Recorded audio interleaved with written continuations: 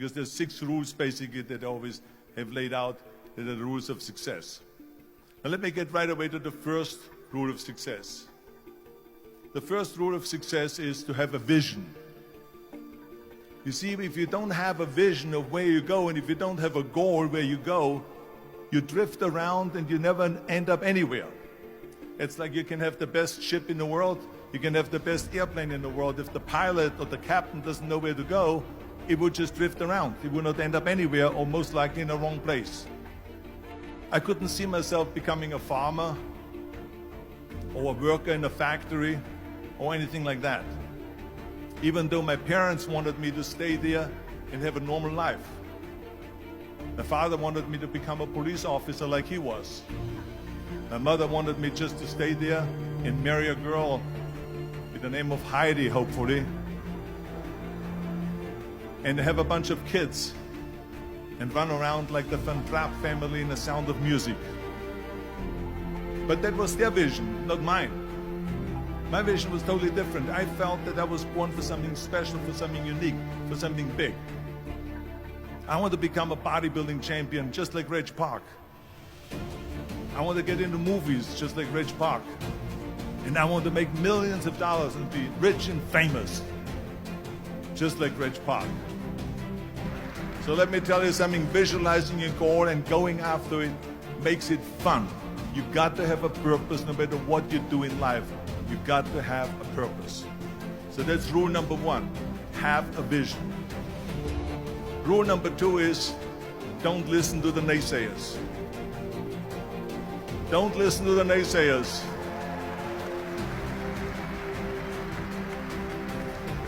Everything I ever did, the thing that I heard out of people's mouth was, that's impossible.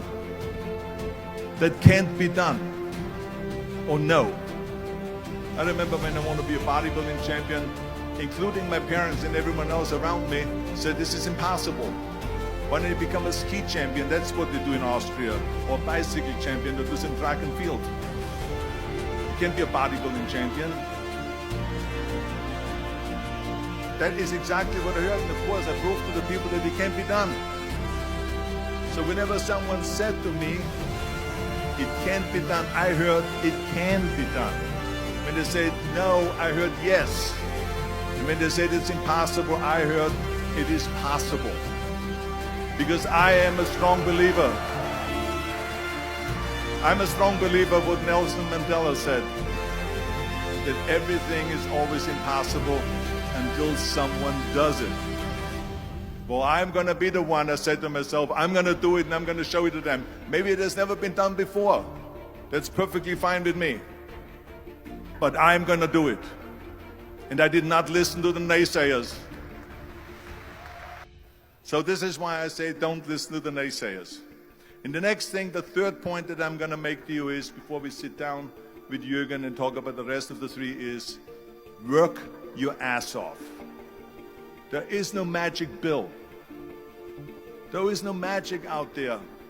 You cannot get around. You have to work and work and work. I can tell you, I've watched today for half an hour Jürgen and his wife that put on this show, this great event here. They worked their ass off to put this together. All year long they work and they work and they work. This does not come together by itself. When people say we don't have the time, we have 24 hours a day. We sleep 6 hours a day, so that gives you still 18 hours.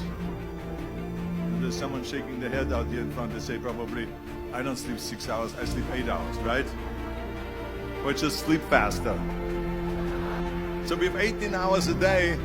The average person works around 8 to 10 hours. So let's assume it's 10 hours, so we have 8 hours left. Then you travel around an hour a day, maybe 2 hours a day. So now you have still 6 hours left. So what do you do with these 6 hours? So you got to work hard. I mean, let me tell you something. When I went to America, I went to college. I went and worked out 5 hours a day, and I was working on construction. Because in those days in bodybuilding, there was no money. I didn't have the money for food supplements or anything. So I had to go to work. So I worked in construction. I went to college. I worked out in the gym, and at night from 8 o'clock at night to 12 midnight, I went to acting class 4 times a week. So I did all that. There was not one single minute that I wasted. And this is why I'm standing here today. I became very friendly with Muhammad Ali in the 70s. Muhammad Ali worked his butt off. And I saw it firsthand. And I remember that there was a sports writer that was there in the gym, and he was working out and he was doing sit-ups. And they asked him, how many sit-ups do you do? And he said, I don't start counting until it hurts. Now think about that. He doesn't start counting his sit-ups until he feels pain. That's when he starts counting. That is working hard. As a matter of fact, I believe what Ted Turner said, work like hell and advertise.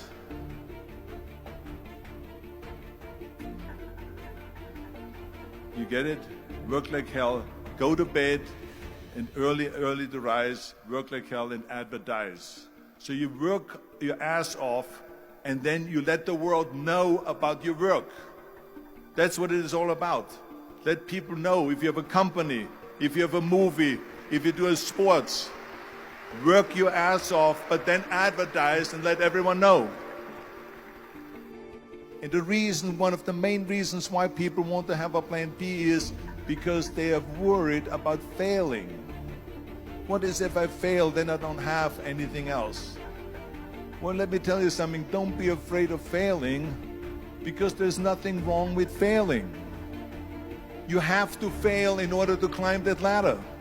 There's no one that doesn't fail. What is not okay is that when you fail, you stay down. Whoever stays down is a loser. And winners will fail and get up. Fail and get up. Fail and get up. You always get up. That is a winner. That is a winner. This is one of my 6 rules to success. You can only feel complete as a person if you think about what can you do for your fellow member around you that maybe needs help. I felt like that. Everyone has a different motivation why you get into that. I was an immigrant going to America, and I saw how America was the most generous country in the world. I mean, they opened up their arms to me, they helped me, they invited me for Thanksgiving dinner. The people, they brought me, the bodybuilders in the gym brought me plates to my apartment because I had no plates, I had no silverware, I had no bedware, I had no pillows, I had no blanket, I had no TV, I had no radio, I had nothing. They brought it to my apartment. Then, of course, when 2003 happened, where there was a governor's race in California, I said to myself, now is my chance to jump in there and to really give everything. And people said to me, says, are you crazy to run for governor? When you're governor, he says, you cannot go and make movies anymore. I said, well, duh. I mean, I know that you can't run the state and make movies. Of course not. He says, well, you would lose all these millions of dollars. I mean, you're getting 20, 25, $30 million a movie, you would lose that. I say, I don't care. I say, all the money that I made is because of America. My success is because of America. Everything that I've accomplished is because of America. I say, so for me now to give something back for 7 years and not to make money makes no difference to me. I say, I'm going to do it. And I jumped in the end of the race and did it. And let me tell you something. I'm not poor because those 7 years I didn't get paid. I'm perfectly fine. And it made me feel good that I could give back to America. I remember that everything I did, I always needed help. Think about it when someone says, Arnold, you're the greatest self-made man. I said, you can call me anything you want. You can call me Arnie, you can call me Schwarzi, you can call me Terminator, you can call me Governator, but don't ever call me self-made man. I said, because I did not get to that point by myself.